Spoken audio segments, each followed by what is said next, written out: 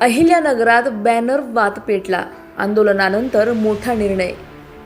नगर breaking, banner हटवला, कार्यकर्ते आक्रमक, रस्ता रोकोनंतर प्रशासनाची माघार। शहरातील दिल्ली गेट परिसरात आज मोठा राजकीय आणि सामाजिक वाद निर्माण झाला। आमदार संग्राम जगताप यांचा लावण्यात आलेला मोठा बॅनर प्रशासनाने दुपारी हटवल्यानंतर हिंदुत्ववादी संघटना आणि कार्यकर्ते आक्रमक झाले। बॅनर हटवण्याच्या निषेधार्थ दिल्ली गेट येथे कार्यकर्त्यांनी रस्ता रोको आंदोलन सुरू केले।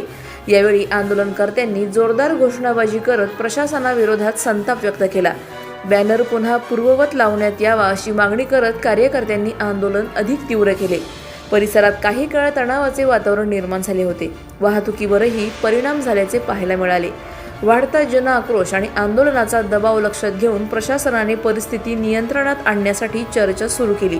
अखेर हटवण्यात आलेला बॅनर पुन्हा त्याच ठिकाणी लावण्यात आला। बॅनर पुन्हा लागल्यानंतर कार्यकर्त्यांनी जल्लोष करत घोषणा दिल्या। या घटनेनंतर शहरात विविध चर्चांना उधाण आली असून समर्थकांकडून याला मोठा विजय मानले जात आहे।